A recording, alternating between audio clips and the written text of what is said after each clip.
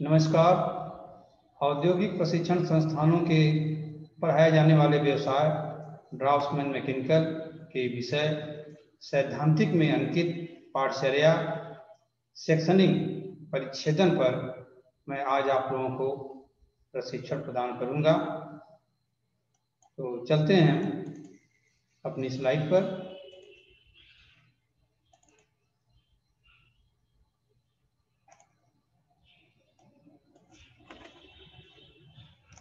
तो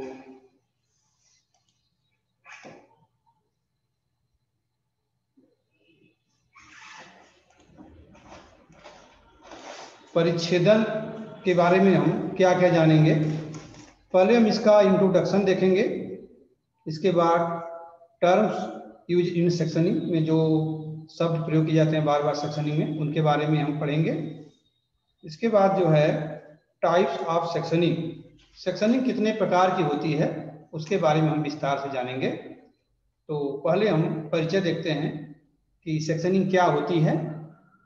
तो किसी भी वस्तु की पूर्ण ड्राइंग तैयार करने के लिए आवश्यकता अनुसार उस वस्तु के निश्चित संख्या में प्रोजेक्शन व्यू तैयार किए जाते हैं। इन दृश्यों में वस्तु की बाह्य आकृति को ऑब्जेक्ट लाइन द्वारा प्रदर्शित किया जाता है तथा वस्तु की आंतरिक बनावट को डॉटेड लाइन या हिडन लाइन द्वारा प्रदर्शित किया जाता है। जब हम किसी वस्तु की आंतरिक बनावट में खींचते हैं तो अक्सर हम डॉटेड लाइन का प्रयोग करते हैं, लेकिन जब कभी आंतरिक बनावट में इतनी अधिक जटिलता आ जाए कि डॉटेड लाइन को प्रदर्शित करने से ड्राइंग में संदेह उत्पन्न हो जाए और समस्या बन जाए, तो ऐसी स्थिति में हम वस्तु की आंतरिक संरचना को स्पष्ट करने के लिए वस्तु को काल्पनिक रूप से एक काल्पनिक कटिंग प्लेन द्वारा काटकर कटे हुए भाग का दृश्य बनाया जाता है, जिसे हम सेक्शनल व्यू कहते हैं। और कटिंग प्लेन द्वारा काल्पनिक रूप से वस्तु को ड्राइंग में प्रस्तुत करने की विधि को सेक्शनिंग कहते हैं। अर्थात हम जब सेक्शनिंग करते हैं तो सेक्शनिंग करने के बाद जो सामने का भाग होता है उसको हटा देते हैं और पीछे का जो भाग होता है उसको हम ड्राइंग में प्रदर्शित करते हैं, जिसे हम सेक्शनल व्यू कहते हैं। अगली स्लाइड हमारी है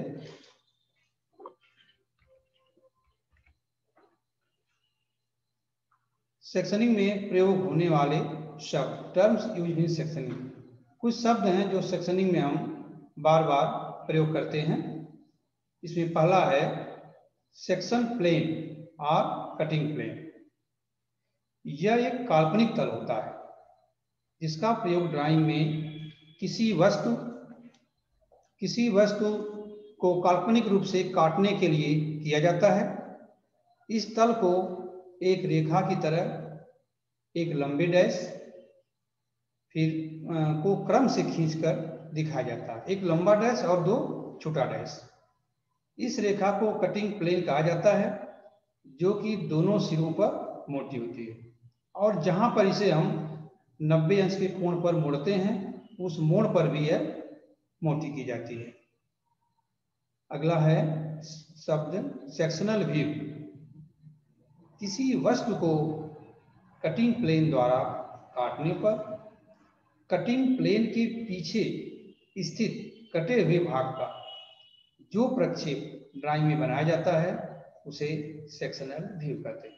अर्थात जब हम किसी वस्तु को कटिंग प्लेन द्वारा काटते हैं तो काल्पनिक रूप से हम उसके आगे के भाग को, जो सामने होता है, उसको काल्पनिक रूप से हटा हुआ मान लेते हैं और जो पीछे बचता है जिसकी हम ड्राइंग प्रदर्शित करते हैं उसे ही हम सेक्शनल व्यू कहते हैं। अगला टॉपिक है सेक्शन लाइन। ड्राइंग में किसी कटे हुए भाग को सेक्शनल व्यू में दिन पतली और सतत रेखाओं द्वारा प्रदर्शित किया जाता है, उसे सेक्शन लाइन कहते हैं। यह रेखाएं आपस में समानांतर और बराबर दूरी पर क्षैतिज तल से 45 अंश के कोण पर तिरछी खींची जाती है। असेंबली ड्राइंग में वस्तु के अलग अलग भाग को दिखाने के लिए 45 अंश, 30 अंश या 60 अंश के कोण पर अलग अलग दिशाओं में सेक्शन लाइन खींचकर प्रदर्शित किया जाता है। अर्थात हम सामान्य दशा में सेक्शन लाइन का प्रयोग 45 अंश के कोण पर करते हैं और यदि आवश्यकता हुई तो उसकी दिशा चेंज कर देते हैं। और अगर असेंबली ड्राइंग होती है तो वहाँ पर जो हमें कई पार्ट दिखाना होता है, अलग अलग पार्ट, तो वहाँ पर जो है हम उसको 30 अंश या 60 अंश के कोण पर भी प्रदर्शित करते हैं और अलग अलग पार्ट की दिशा भी चेंज कर देते हैं, जिससे कि उसमें संचय की स्थिति न बने। अब हमारा अगला स्लाइड है टाइप्स ऑफ सेक्शनिंग। सेक्शनिंग के प्रकार। सेक्शनिंग कितने प्रकार की होती है इसके बारे में हम जानेंगे। तो सेक्शनिंग निम्नलिखित प्रकार की होती है। पहला, फुल सेक्शन। जैसा नाम से ही स्पष्ट है, फुल सेक्शन माने पूरा सेक्शन। इसमें हम वस्तु को पूर्ण रूप से काटते हैं। हाफ सेक्शन, हाफ सेक्शन मतलब आधा सेक्शन, आधी काटते हैं, मतलब 1/4 काटते हैं उसको। ब्रोकेन सेक्शन, ब्रोकेन सेक्शन क्या है, मतलब कोई लोकल एरिया जब दिखाना होता है हमको तो वहां पर हम ब्रोकेन सेक्शन करते हैं। ऑफसेट सेक्शन, जब जो है किसी कोण पर घुमा करके हम दिखाते हैं। रिवॉल्व सेक्शन, रिवॉल्व सेक्शन में क्या है कि कुछ ऐसी वस्तुएं होती हैं जिनका जो है सेक्शनिंग करने पर हम उसका सामने व्यू न दिखाकर 90 अंश पर घुमाकर उसी जगह दिखाते हैं, रिवॉल्व सेक्शन में। फिर रिमूव सेक्शन, रिमूव सेक्शन में क्या है, उसमें वस्तु को 90 अंश पर घुमाकर ड्राइंग से बाहर दिखाते हैं। अलाइन सेक्शन, अलाइन सेक्शन जो है, जब वस्तु किसी कोण पर, जैसे जो फिगर हम दिखाना चाहते हैं सेक्शनिंग, वो किसी कोण पर बनी हुई है तो उसको उसी कोण पर सेक्शनिंग करते हैं और फिर उसको सेक्शनिंग में दिखाते हैं ड्राइंग में। ऑक्सिलरी सेक्शन, जब पूरी वस्तु ही किसी कोण पर बनी होती है वहां पर इसका प्रयोग करते हैं। फैंटम सेक्शन, जहां पर जो है कुछ चीजें फुल सेक्शन और हाफ सेक्शन से क्लियर नहीं होती हैं, इन सेक्शन के द्वारा स्पष्ट करना संभव नहीं है, तो वहां पर हम फैंटम सेक्शन का प्रयोग करते हैं। थीन सेक्शन, थीन सेक्शन मतलब पतला, मतलब कभी कभी कुछ चीजें बहुत पतली होती हैं जिसमें से सेक्शन लाइन गुजारना कठिन होता है, ऐसे कंडीशन में हम थीन सेक्शन करते हैं और उस वस्तु को हम ब्लैक करके, काला करके पेंसिल से दिखाते हैं। अब इनके बारे में हम विस्तार से पढ़ेंगे। पहला है फुल सेक्शन। यदि किसी वस्तु को कटिंग प्लेन द्वारा काल्पनिक रूप से बीचों बीच आर पार काट दिया जाए और सामने के आधे कटे हुए हिस्से को अलग हटा देने के बाद शेष कटे हुए भाग का सेक्शनल व्यू खींचा जाए तो उसे उस वस्तु का फुल सेक्शन कहते हैं। फुल सेक्शन जैसा फिगर में आप देख रहे हैं, यह कोई वस्तु है, यह वस्तु है, इसका जो है फुल सेक्शन दिखाया गया है। वस्तु को देखिए यहाँ से काटा गया है, ऐसे ऐसे काटा गया है, आधे हाथ काटा गया है। काटने के बाद इस सामने की आकृति को हटा दिया गया है और पीछे की आकृति को दिखाया गया है। देखिए यहाँ पर जो है पीछे, यहाँ देखिए ये सर्किल बना हुआ है, देखिए उसकी सेक्शनिंग नहीं की गई है और जो मेटल का हिस्सा है यहाँ पर सेक्शनिंग की गई है और इस रेखा को सेक्शन लाइन कहते हैं और ये है फुल सेक्शन। और नेक्स्ट स्लाइड है हाफ सेक्शन। यदि किसी वस्तु के 1/4 भाग को कटिंग प्लेन द्वारा काल्पनिक रूप से काट दिया जाए और शेष कटे हुए भाग को अलग करने के बाद उस भाग का प्रक्षेप खींचा जाए तो इस प्रकार बनाए गए दृश्य को उस वस्तु का हाफ सेक्शन कहते हैं। इस सेक्शन का प्रयोग वहां पर किया जाता है जहां पर समरूप वस्तुओं की बाहरी एवं आंतरिक बनावट को एक साथ दिखाना हो, स्पष्ट करना। मतलब हाफ सेक्शन में क्या करते हैं कि हम वस्तु को एक चौथाई काटते हैं। जैसे फुल सेक्शन में हमने वस्तु को आधे आध काट देते हैं, आधी पर से काट देते हैं और आगे का भाग हटा के पीछे का ड्राइंग दिखाते हैं। तो हाफ सेक्शन में क्या करते हैं, पूरी ड्राइंग को एक चौथाई काटते हैं, 25%, एक चौथाई काट देते हैं। जैसे इस ड्राइंग में देखिए, ये ड्राइंग है, इसमें जो है देखिए हाफ सेक्शन किया गया, यहाँ से काटा गया है, यहाँ से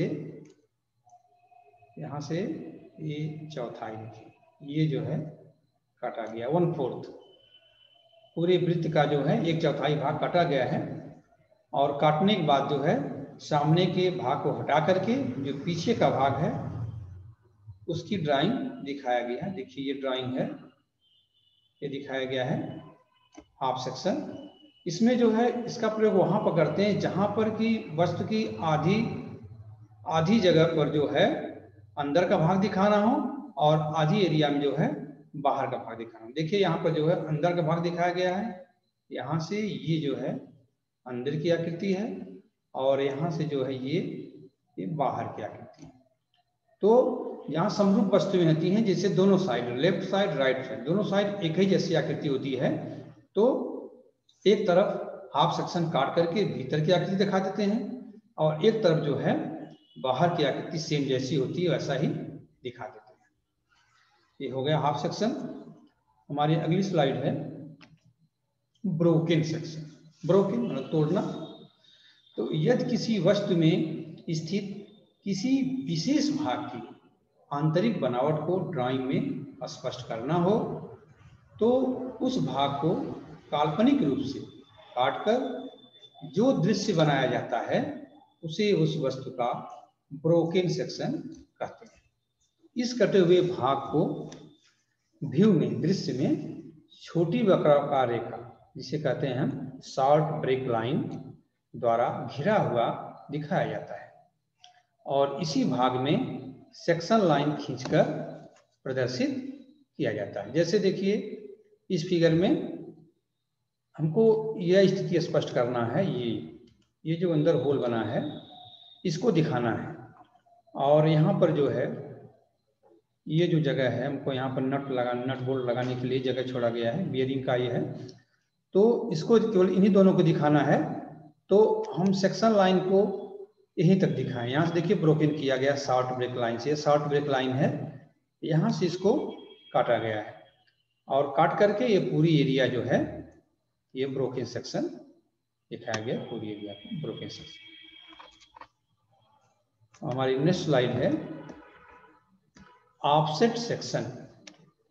यदि किसी वस्तु में स्थित विभिन्न आंतरिक बनावट को स्पष्ट करने के लिए कटिंग प्लेन को वस्तु की बनावट के अनुसार दिशा बदलकर जिगजैग स्थिति में गुजारा जाए तो इस प्रकार प्राप्त सेक्शनल व्यू को ऑफसेट सेक्शन कहते हैं। देखिए इस फिगर में, इसमें जो है यहाँ से कटिंग की गई है, यहाँ से ए से, यहाँ से देखिए यहाँ से यहाँ तक ले गए हैं, फिर देखिए यहाँ से दिशा बदल जा रही है, फिर इसको नीचे ला रहे हैं और फिर यहाँ से फिर सीधा हो जा रहा है। तो जहाँ पर दिशा बदल के दिखाना हो, जैसे अगर हम इसको सीधा काटते ऐसे तो इस आकृति को हम नहीं दिखा पाते। अब इस प्रकार से हम इसको काट रहे हैं दिशा बदल करके, तो इसमें जो है ये अंदर की आकृति भी दिख जा रही है और ये जो होल बना हुआ है यह भी आकृति स्पष्ट हो जा रही है। तो वस्तु की आकृति अगर ऐसी बनी हो कि वह सीधा काटने पर, फुल सेक्शन या हाफ सेक्शन करने पर वह जो है पूरी अंदर की आकृति स्पष्ट नहीं होती है, तो ऐसी स्थिति में हम जो है ऑफसेट सेक्शन का प्रयोग करते हैं और सेक्शन लाइन की दिशा चेंज करके और हम सेक्शनिंग करते हैं। हमारी अगली स्लाइड है रिवॉल्व सेक्शन। यदि किसी वस्तु को क्रॉस सेक्शन में काटकर उस वस्त्र के कटे हुए भाग को उसी दृश्य में 90 अंश के कोण पर घुमाकर दिखाया जाए।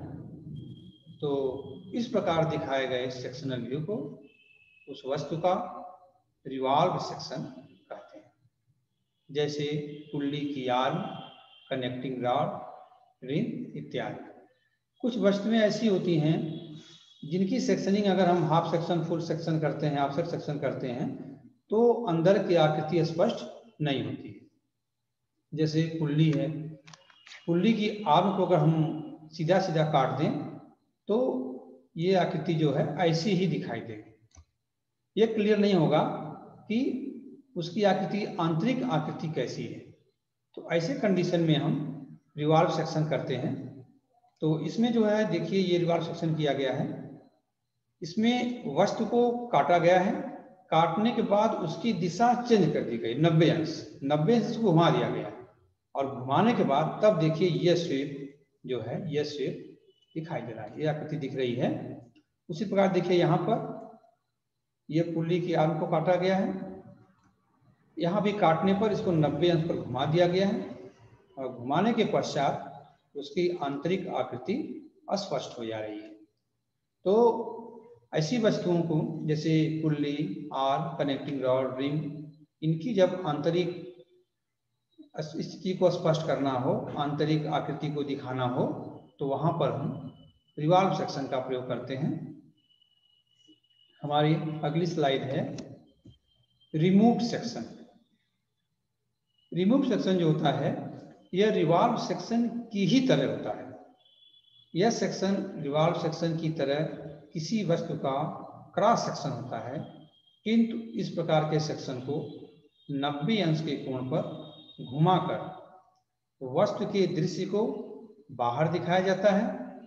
इस प्रकार रिवॉल्व सेक्शन के दृश्य में 90 अंश के कोण पर घुमाकर दिखाया जाता है, जबकि रिमूव सेक्शन में क्या होता है कि 90 अंश के कोण पर घुमाकर बनाया जाता है।